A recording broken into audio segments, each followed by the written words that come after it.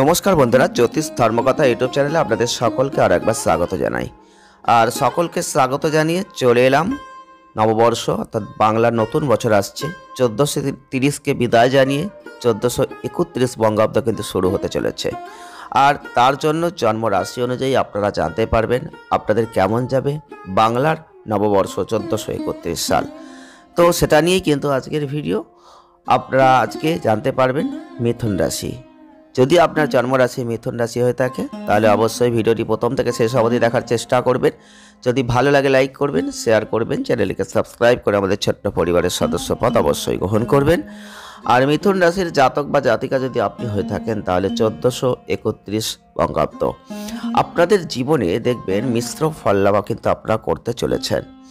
আপনি যদি ব্যবসা করছেন তাহলে কিন্তু এই সময়টা বলবো খুব হিসাব নিকাশ করে চলবেন, সেটার প্রয়োজন রয়েছে।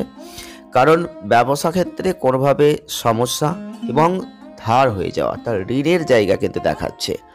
কর্মক্ষেত্রে একটু গোলযোগ তৈরি হবে, সেই গোলযোগকে কিন্তু সঠিকভাবে পরিচালনা আপনাকেই করতে হবে। যারা মিথুন রাশির জাতক বা জাতিকারা রয়েছেন, আপনি যদি ব্যবসা করেন সেক্ষেত্রেও কিন্তু কোনো না কোনো সমস্যা, আপনার ব্যবসা ক্ষেত্রে একটা চাপের সৃষ্টি, এগুলো কিন্তু আসতে পারে। 1431 বাংলার নতুন বছর। অবশ্যই মিথুন রাশির জাতক বা জাতিকা আপনি যদি হয়ে থাকেন, গৃহে দেখবেন একটা অশান্তি আসতে পারে। সেই অশান্তির জায়গাটা কিন্তু আপনি যতটা পারবেন এড়িয়ে চলার চেষ্টা করবেন। তবে বাসস্থান পরিবর্তনে কিছু সম্ভাবনা কিন্তু তৈরি হবে। আপনাদের পত্নীর কোনো স্বাস্থ্য নিয়ে চিন্তার একটা জায়গা থাকছে। সন্তানের উচ্চশিক্ষায় একটা অর্থের প্রয়োজন থাকছে এবং ভ্রমণ যোগ যথেষ্ট ভালো আছে। আপনি ভ্রমণ করতে চাইলে করতেই পারেন। যারা মিথুন রাশির মানুষ রয়েছেন, 1431 বাংলা নতুন বছর আপনাদের ক্ষেত্রে ভ্রমণের সম্ভাবনা যথেষ্ট বেশি। তবে আপনাদের গৃহে প্রায়শই দেখবেন আত্মীয় সমাগম লেগেই থাকবে। শুভ অনুষ্ঠানের একটা যোগ থাকছে।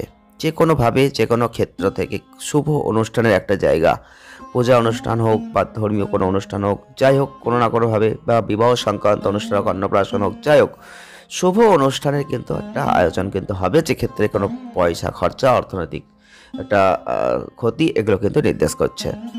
কোনো কাছের বন্ধু আপনার সাথে শত্রুতা কিন্তু করতে পারে। এই বছরটাই খুব সাবধানতা অবলম্বন করবেন কোনো বন্ধুর কাছ থেকে বা কোনো পরিচিত ব্যক্তিবর্গের কাছ থেকে, সেদিকটা খুব লক্ষ্য রাখবেন। এছাড়াও আপনাদের ক্ষেত্রে যথেষ্টভাবে শারীরিক দিকটা একটু নজর রাখবেন। শরীর মোটামুটিভাবে যাবে, কখনো ভালো কখনো খারাপ আপনারা নিজেরাই লক্ষ্য করতে পারবেন।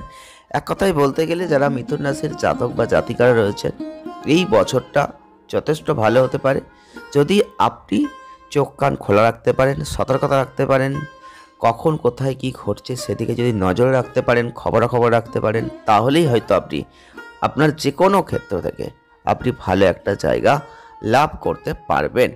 তবে আপনাদের ক্ষেত্রে এই প্রত্যেকটা মাসের যে তারিখগুলো আপনি ইউজ করতে পারেন, যেগুলো আপনার জন্য ভালো হতে পারে, সেটা হচ্ছে 1, 6, 8, 15, 25 এই তারিখগুলোকে আপনি কাজে লাগাতে পারেন। যে কোনো শুভ কাজ করতে পারেন, আপনার ব্যবসায়িক কোনো লেনদেন থাকলে করতে পারেন। তো এইগুলো যদি আপনি করতে পারেন তাহলে হয়তো কিছুটা ভালো হলেও আপনি ফল লাভ করতে পারবেন। কিছু প্রতিকার আপনি চাইলে করতে পারেন। আপনি যদি চান, আপনার যদি অর্থনৈতিক সমস্যা থেকে থাকে তাহলে কিন্তু বিদ্যুধারক এবং রামবাসকের মূলটা আপনি ধারণ করতে পারেন। যদি আপনি চান বা পারেন তো পান্না ধারণ করতে পারেন বা মুক্তা ধারণ করতে পারেন। এবং আপনি যদি পারেন তাহলে 10 মুখের রুদ্রাক্ষ ধারণ করতে পারেন, তাতেও বিশেষ ফল লাভ কিন্তু করতে পারবেন। এই ছিল মিথুন রাশির জাতক বা জাতিকাদের বাংলার নতুন বছর নববর্ষ 1431 বঙ্গাব্দ কেমন যেতে পারে। ভিডিওটি ভালো লাগলে লাইক করবেন, শেয়ার করবেন, চ্যানেলটিকে সাবস্ক্রাইব করবেন। সকলে ভালো থাকুন, সুস্থ থাকুন, আনন্দে থাকুন। দেখা হচ্ছে নেক্সট ভিডিওয়। ধন্যবাদ।